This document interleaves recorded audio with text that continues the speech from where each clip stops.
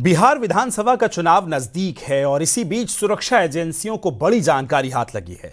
Police मुख्यालय ने राज्य भर में हाई अलर्ट जारी किया है और सूत्रों के मुताबिक पाकिस्तान से आतंकी संगठन जैश ए मोहम्मद से जुड़े 3 आतंकी नेपाल के रास्ते बिहार में दाखिल हुए हैं। कहा इनमें हसनैन अली रावलपिंडी का रहने वाला है, आदिल हुसैन उमरकोट का है और मोहम्मद उस्मान बहावलपुर का बताया जा रहा है। आपको बताएं कि तीनों अगस्त के दूसरे हफ्ते में काठमांडू पहुंचे और पिछले हफ्ते बिहार में दाखिल हुए हैं। इनकी गतिविधियों को लेकर खुफिया एजेंसियों को गहरी आशंका भी है। तो ये बड़ी खबर हम आपको बता रहे हैं। तीनों की तस्वीरें भी आप देख रहे हैं।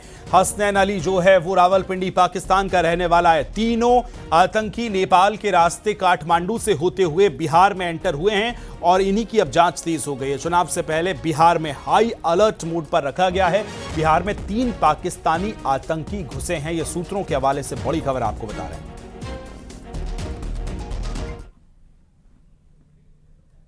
आगे बढ़ेंगे। बलिया में 2 साल पहले सेतु निगम ने पुल बनाया, लेकिन अप्रोच रोड नहीं बन पाया, जिससे यहां के लोगों को जान उनको जोखिम में डालनी पड़ी है। रिपोर्ट देखिए।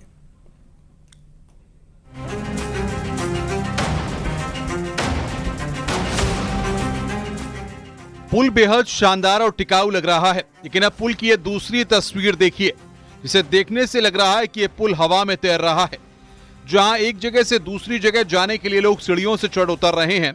स्कूली बच्चों को अगर स्कूल जाना है तो ये पुल इसी तरह पार करके जाना होगा।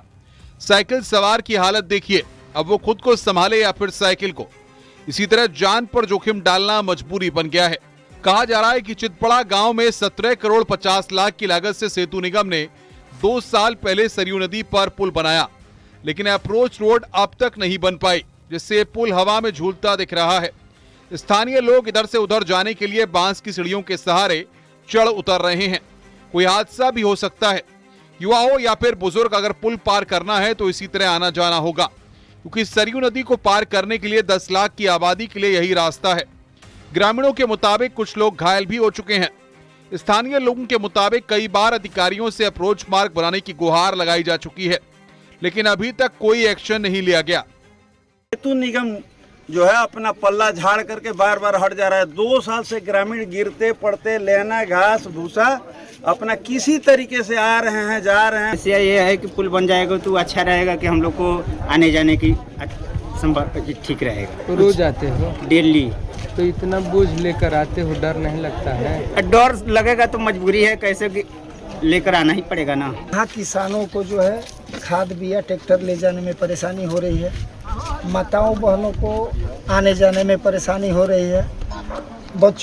बच्चे स्कूल आते जाते हैं तो सब लोग इस सीढ़ी के माध्यम से उतर के आते जाते हैं। कई लोग आज तक इस सीढ़ी से गिर के चोटिल हो गए हैं। हम लोग कई बार आवाज़ उठाना चाहें कि पुल बन जाए।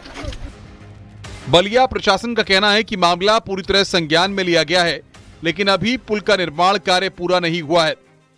आज दोपहर में ही सेतु निगम के अधिकारियों को बुलाकर उनको निर्देशित किया कि तत्काल इसको बंद किया जाए और लोगों में एक अवेयरनेस भी दिया जाए कि भाई इससे अगर लोग आए जाएंगे तो दुर्घटना भी हो सकती है। दूसरा, पुल का कार्य शुरू कराने के लिए भी मैंने सेतु निगम से कहा है। उनकी कुछ तकनीकी प्रॉब्लम्स भी हैं।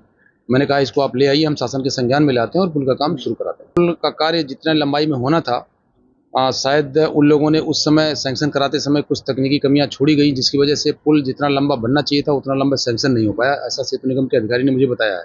बट मैंने उनसे कहा कि पूरी फाइल, पूरे पेपर्स ला के मुझे दिखाइए, मैं बातचीत इसको करता हूँ और आगे बढ़ाता हूँ। स्थानीय लोग अप्रोच मार्ग बनने का बेसब्री से इंतजार कर रहे हैं, जिससे उनकी रोजमर्रा की परेशानी का समाधान हो जाए। बलिया से रत्नेश कुमार सिंह के साथ bureau report, news 18, Uttar Pradesh, Uttarakhand.